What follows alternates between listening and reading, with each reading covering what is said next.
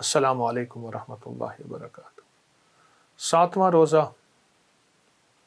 اور 7 کے عدد کے ساتھ طواف، 7 چکروں کا نام ایک طواف ہے۔ ہفتے کے 7 دن، 7 کے ساتھ بڑی نسبتیں ہیں، 7 کے عدد کے ساتھ قرآن کی منزلیں کتنی 7 ہیں، بہت عدد 7 کا۔ ایسا کریں، آج اس 7ویں روزے کو ہم کیسے ایسا روزہ بنائیں کہ ہماری نسلیں بھی قیامت تک روزے دار رہیں۔ ابراہیم علیہ السلام نے کعبہ بنایا، کعبہ بنایا، ایک اللہ جل شانہ سے دعا مانگی، کیونکہ اس وقت رب کی رحمت موجوں پہ تھی۔ اللہ پاک نے فرمایا لبیک، جس روح نے بھی سنی ہے میں اسے وہاں لوٹاؤں، اور وہ روحیں جا رہی ہیں۔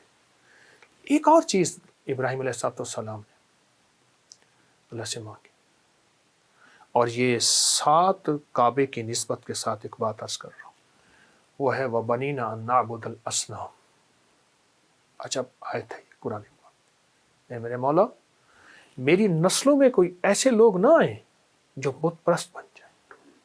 ابراہیم جیسی ہستی، ابراہیم جیسی ہستی، میری نسلوں میں ایسے لوگ نہ آئیں جو بت پرست بن جائیں۔ وَبَنِينَا أَن نَعْبُدَ الْأَصْنَامَ، صنم۔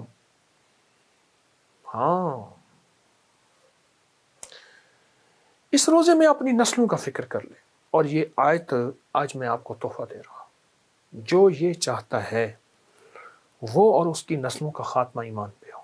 ایک، جو یہ چاہتا ہے وہ اور اس کی نسلوں میں بت پرستی نہ ہو، اور وہ بت پرستی سے مراد صرف یہ بت پرستی نہیں ہے پتھر کے، لکڑی کے بت، دولت کا بت، سونے کا بت، چاندی کا بت، مال کا بت، اور اللہ کے غیر کا بت۔ وہ کسی بھی شکل میں ہے، وہ کسی خوبصورت مورت کی شکل میں ہے، عورت کی شکل میں، کسی بھی بت ایسا جو بت اللہ سے ہٹا کے اور دن رات اسی کی پرستش پہ لگا دے، وہ کوئی علت ہے، وہ کوئی شوق ہے، وہ کوئی ایسی عادت ہے، یہ بت ہیں سارے۔ اگر ہم یہ چاہتے ہیں کہ ہماری نسلوں سے بت پرستی ختم ہو جائے اور نہ رہے اور کبھی نہ دیکھے، وَبَنِينَا أَن نَعْبُدَ الْأَصْنَامَ، مولا میری نسلوں میں بت پرستی نہ ہو۔ اور بت پرستی کی وضاحت میں نے کی ہے، ایسا شوق جو میری نسلوں کو کھا جائے، میرے رزق کو کھا جائے، میری عبادت کو کھا جائے، میرے اللہ کے شوق اور محبت کو کھا جائے، ایسی علت یا ایسا شوق، یہ سب بت پرستی ہیں۔ رمضان کے اس 7ویں روزے میں اس آیت کو یاد رکھیں، اور گڑ گڑا کے نا اس آیت کو پڑھتے ہوئے اللہ سے مانگیں۔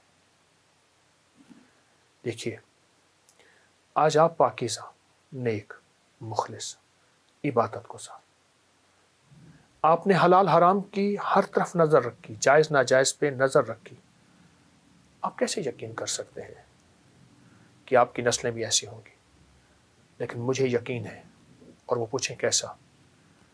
وہ یہ یقین ہے، وہ یہ یقین ہے کہ دعائیں تعاقب کرتی ہیں نسل در نسل، اور بد دعائیں تعاقب کرتی ہیں۔ آپ نے سنا نہیں ہوگا اس خاندان کو کسی کی دعا ہے، اس بندے کو کسی کی دعا ہے، یا اس کو کسی کی بد دعا کھا گئی۔ یہ یاد رکھیے، آپ جب یہ دعا کریں گے نا اس 7ویں روزے کی کیفیتوں میں، سحری میں، افطاری میں، نماز میں، چلتے ہوئے، ہر وقت یہ دعا کریں گے، اس وقت یہ دعائیں آپ کی نسلوں میں جائیں گی، اور آپ کی نسلوں میں وَبَنِينَا نَعْبُدَ الْأَصْنَامَ کی کیفیتیں ختم ہو جائیں گی، اور آپ کی نسلیں عبادت گزار ہوں گی، معاشرے کے لیے ٹھنڈک ہوں گی، لوگوں کے لیے راحت ہوں گی، پرامن شہری ہوں گے، ایسے شہری جو ملک اور قوم کی خدمت کرے، جو وطن کے لیے راحت کا ذریعہ بنے، جو وطن کی شہرت کا ذریعہ بنے، جو وطن کی خدمت کا جذبہ رکھے، اور پتہ نہیں کیا بے شمار صفات ہوں گی اس آیت کی برکت سے۔ 7ویں روزہ اور 7ویں روزے کے ساتھ آپ نے اس آیت کو جوڑ لیا، چھوٹا سا ٹوٹکا بتایا میں نے آپ کو، اس آیت کو جوڑ لیا۔ اور اس آیت کو آپ نے اپنی دعاؤں میں مانگنا شروع کر دیا، 1 بار 3 بار 7 بار 5 بار گڑ گڑا کے اپنے لمحوں میں اپنی تنہائیوں میں اس سے مانگنا شروع کر دیا۔ اپنی نسلوں کو دعاؤں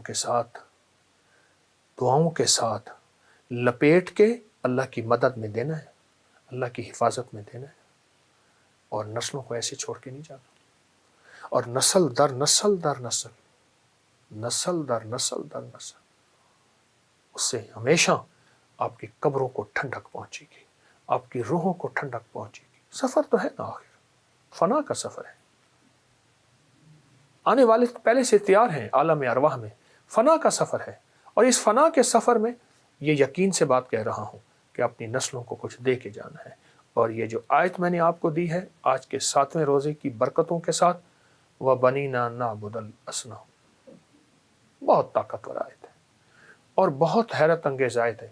آج کے بعد اس رمضان کی گھڑیوں میں اس آیت کو اپنی دعاؤں میں شامل کر لیں، اس رمضان کی گھڑی میں اس دعا کو اپنی زندگی میں شامل کر لیں، اس رمضان کی گھڑی میں اس دعا کو اپنی روحوں میں، جذبوں میں، کیفیتوں میں شامل کر لیں۔